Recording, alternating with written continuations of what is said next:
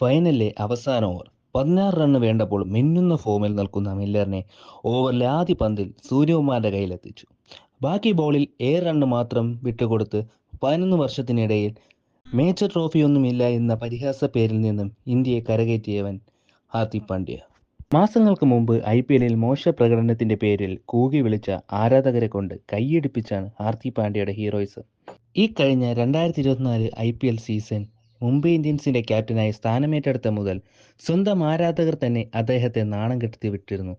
എന്നാൽ അതേ ആരാധകരുടെ മുമ്പിൽ വേൾഡ് കപ്പ് ഹീറോയായിട്ടാണ് അദ്ദേഹത്തിന്റെ മടങ്ങിവരവ്. IPLൽ നോക്കൌട്ട് പോലും എത്താതെ മുംബൈ ഇന്ത്യൻസ് പുറത്തായതിന്റെ പരാജയ ഭാരവുമായാണ് വേൾഡ് കപ്പ് കളിക്കാൻ പാണ്ഡ്യ US വിമാനം കയറിയത്. അദ്ദേഹത്തെ ഇന്ത്യൻ ടീമിന്റെ വൈസ് ക്യാപ്റ്റനാക്കിയത് പോലും ആരാധകർക്കിടയിൽ വിമർശനമുയർന്നിരുന്നു. എന്നാൽ വേൾഡ് കപ്പിലുടനീളം മികച്ച ഓൾറൗണ്ടർ പ്രകടനം കാഴ്ചവെക്കുകയും ഫൈനലിലെ അവസാന ഓവർ എറിഞ്ഞ് ഇന്ത്യയെ വിജയത്തിലെത്തിക്കുകയും അദ്ദേഹം ചെയ്തു.